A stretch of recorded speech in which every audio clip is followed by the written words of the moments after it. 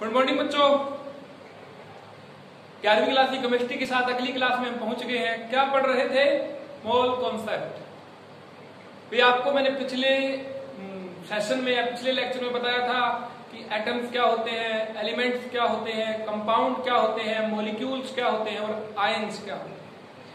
अब आज जो आप चाह रहे थे कि मोल की डेफिनेशन बताऊं, तो बच्चों मोल होता वो कुछ नहीं होता, एक नंबर होता है। कैसा नंबर? ये नंबर कितना? 6.023 10⁻23। अब आप दुकान पे जाते हो, शॉप पे जाते हो, केले लेने जाते हो, तो दुकानदार को क्या बोलते हो? 1 दर्जन केले दे दो। मतलब 12 केले मांगते हो, आप बोलते हो उसे क्या हो? दर्जन। उसी प्रकार कभी मैं 1 मोल बोलूं तो उसका मतलब इतना नंबर। इतना नंबर किस चीज का? भाई इलेक्ट्रॉन का हो सकता है, प्रोटॉन का हो सकता है, एलिमेंट्स का हो सकता है, एटम का हो सकता है, मॉलिक्यूल्स का हो सकता है। और आप बोलते हैं कि मुझे 1 मोल केले दे दो या बनाना दे दो, तो इतने केले मिलेंगे आपको। इट इज ए मोल। मोल ये चीज है। और इस मोल को मैंने पहले क्यों बताया? क्योंकि ये बार बार यूज होगा मोल क्या होता है। तो अब इस मोल के झंझट को खत्म कर दिया हमने, मोल बता दिया मैंने। Mole is only A number which is 6.023 10⁻23। और इस नंबर को हम क्या बोलते हैं? Avogadro number. Na से डिनोट करते हैं। क्या बोलते हैं बच्चों? Avogadro number. ठीक है, एवोगैड्रो नंबर। एवोगैड्रो नंबर क्या बोलते हैं? Avogadro number. और बच्चों इंटरेस्टिंग बात बताऊं आपको, ये टॉपिक आपके 11वीं क्लास में भी है और ये टॉपिक आपके 9th क्लास में भी है। अब सबसे पहले बात करते हैं रिलेटिव मास की। रिलेटिव मास का मतलब रिलेटिव, किसी ने किसी के भरोसे वाला, किसी के दूसरे।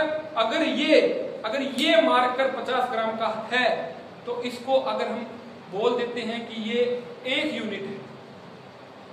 अगर ये मार्कर 50 ग्राम का है तो बोल देते हैं कि इसका मास इसका तो मान लो पता ही हमें 50 ग्राम का है, और मान ले कि ये 1 यूनिट मास है, तो 100 ग्राम होगा तो उसे हम 2 यूनिट मास बोलेंगे।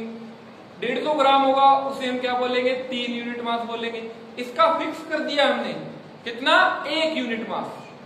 बेशक ये 50 ग्राम का है, फिर हमने बोल दिया कि 50 gram is equal to 1 unit. तो 200 ग्राम का कितना मास हो जाएगा? 4 यूनिट मास हो जाएगा। ठीक है, इसी प्रकार रिलेटिव एटॉमिक मास। एटी का मतलब बच्चों यहाँ पे एटॉमिक मास है, समझ गए आप? तो मास ऑफ 1 एटम, भाई 1 एटम का मास कितना है? अपॉन 1 AMU, मतलब एटॉमिक मास यूनिट है ये। अब आप बोलोगे कि मैंने यहां पर रिलेटिव एटॉमिक मास किसके बेस पे डिफाइन किया? रिलेटिव एटॉमिक मास मैंने यहां रेफरेंस लेके चला बच्चों में 1 AMU।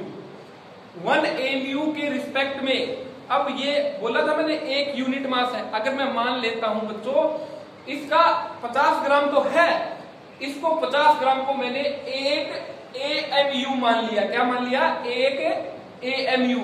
अगर 100 ग्राम मास होगा उसे क्या बोलोगे आप? 2 AMU।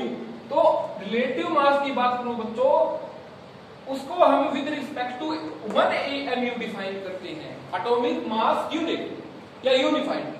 अब आप बोलोगे कि इस AMU का हमें कैसे पता चलेगा? क्या होता है AMU? मार्कर का एग्जांपल दे दिया, 50 ग्राम को आपने 1 AMU मान लिया। पर एलिमेंट्स, जिस चीज के बारे में हमें पढ़ना है उसके बारे में देखेंगे कि 1 AMU किस चीज को लेते हैं।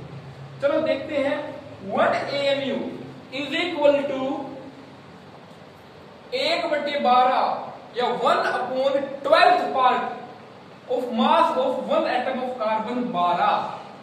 अब कार्बन 12 का एक बात करता हूं बच्चों। कार्बन जो 12 आइसोटोप होता है, आपको पता है कार्बन की कितने मतलब एटॉमिक नंबर होता है 6 और कार्बन का एटॉमिक मास होता है 12।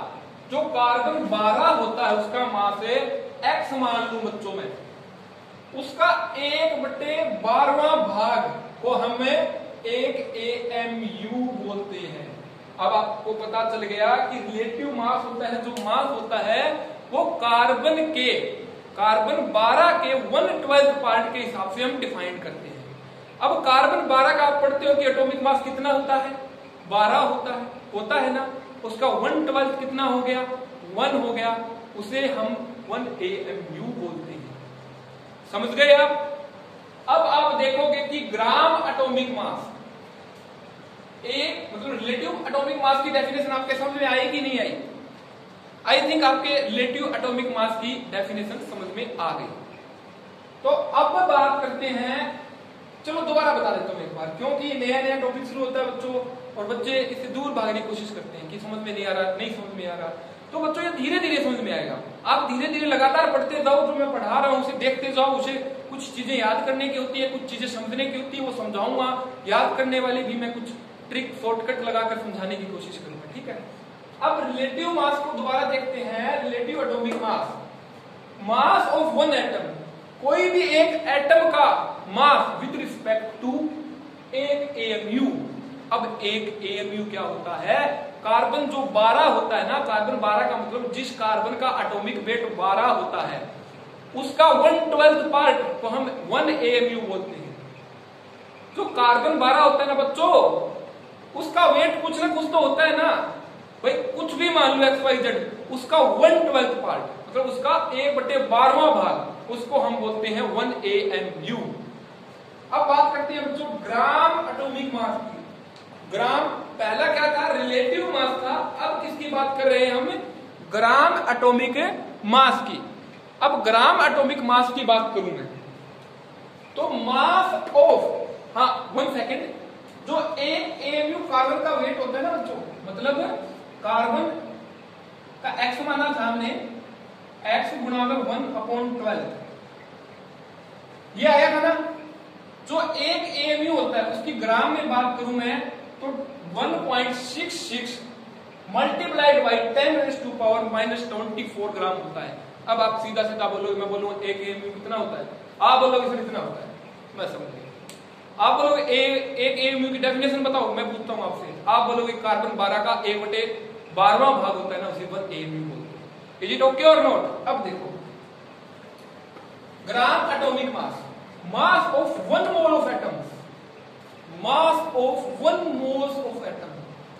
1 मोल एटम मतलब 1 मोल एटम मतलब 6.023 10⁻23 एटम। भाई अब की बार हमें ग्राम एटॉमिक मास की बात करता हूं, तब की बार हमें 1 मोल एटम का मास निकालना होता है, 1 मोल ऑफ एटम। आपको एक एग्जांपल देता हूं, सल्फर का जो एटॉमिक रिलेटिव एटॉमिक मास होता है बच्चों, वो 23 AMU होता है। टेबल में देखोगे ना तो 23 AMU होता है। मतलब जो कार्बन 12 है ना 1/12 करते हैं, वो 1 AMU आता है। तो अगर सल्फर को उसके रिस्पेक्ट में हम वेट करते हैं ना उसका, तो 22 AMU आता है। जैसे कि मैंने बताया इसका मान लिया 50 ग्राम है, बट 50 ग्राम को हम कंसीडर कर लिए 1 यूनिट मास। अगर ये 200 ग्राम का होगा, मतलब कोई चीज 200 ग्राम की होती है तो उसे 4 यूनिट बोल देंगे। उसी प्रकार उसके रिस्पेक्ट में सल्फर का मास होता है बच्चों 32 AMU, और 1 AMU का मास कितना होता है 1.6 × 10⁻24। और अब बात की मैंने mass of 1 mole of atom, तो एक एटम का मास मतलब सल्फर का मास कितने AMU, पर ग्राम में, ग्राम एटॉमिक मतलब ग्राम में निकालना है, तो 1 AMU का वेट इसकी मल्टीप्लाई कर दी, और 1 मोल एटम का, तो 1 मोल एटम जो मोल्स की संख्या होती है एवोगाड्रो नंबर से मल्टीप्लाई कर दी। अब आप देखोगे इन दोनों की मल्टीप्लाई करना, वो आती है बच्चों 1, करके देखो आप 1, तो ये कितना हो गया? सल्फर का मास हो गया 32 ग्राम। क्यों? ये चीज तो 1 होगी ना, तो ये 22 AMU ही बचा। अब AMU की यूनिट खत्म हो जाएगी, क्योंकि हमने यहाँ ग्राम वाली यूनिट से मल्टीप्लाई कर रखी है। अब जो एटॉमिक मास आएगा वो किस चीज में आएगा, ग्राम में आएगा। बच्चों मेरे को पता है आपको कंफ्यूजन है, तो आप मेरे को कमेंट करके बताना कि किस चीज में कंफ्यूजन है। वो चीज हम दूर करेंगे, जो कंफ्यूजन है आपकी वो बच्चों दूर करेंगे। ठीक है, समझ रहे हो बात, इस बात को आप। तो अब आपको ये बात समझ में आई कि नहीं आई, मेरे को बताओ। रिलेटिव मास क्या होता है, 1 AMU क्या होता है, ग्राम एटॉमिक मास क्या होता है, और 1 मोल क्या होता है। आप इस बात को समझे कि नहीं समझे। अब आप एक बात आपसे मैं पूछना चाहता हूं, रिलेटिव मास मतलब एक मास किसी के दूसरे के रिलेशन में, मतलब ये भी मास बच्चों और ये भी मास, यूनिट तो मास की है, ये भी मास और ये भी मास, तो ऊपर नीचे दोनों सेम क्वांटिटी आ जाती है। अगर मानो ये ग्राम में है तो ये भी ग्राम में होगा, तो ये ग्राम से ग्राम कट कर ये क्या हो जाएगा, यूनिट लेस। कभी भी आपको बोलूं मैं रिलेटिव मास की यूनिट बताओ तो आप बोलोगे कि वो यूनिट लेस होता है। क्यों होता है, अभी मैंने बताया है। तो आप इस चीज को स्क्रीनशॉट ले लो। अगर आपको नोटबुक में लिखना है तो नोटबुक में लिख लो, क्योंकि आपके ये बार बार काम आनी है बच्चों। ठीक है, ये 9th और 11th के लिए दोनों के लिए आप पढ़ सकते हो, क्योंकि 9th में भी ये है और 11th में भी यही टॉपिक्स है। ठीक है, अब बच्चों एक आधा न्यूमेरिकल करा देता हूं, कोशिश करते हैं बच्चों।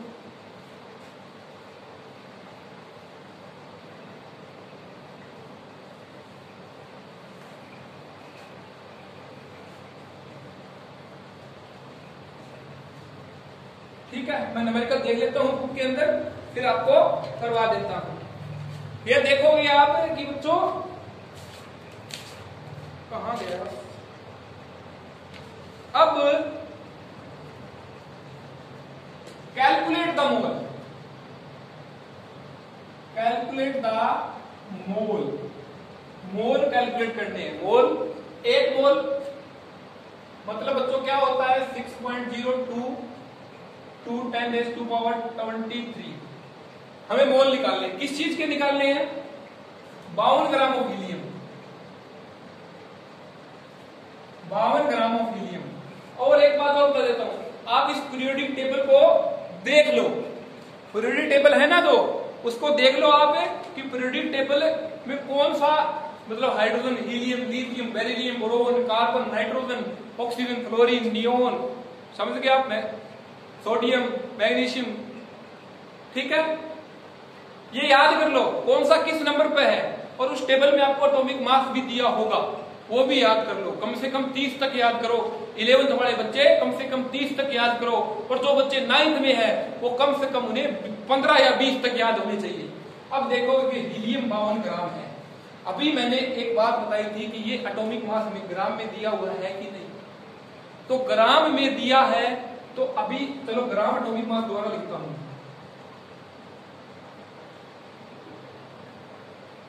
ग्राम एटॉमिक मास दोबारा लिखता हूं। ये क्या होता है बच्चों, मास होता है किस चीज का, मास ऑफ 1 मोल एटम,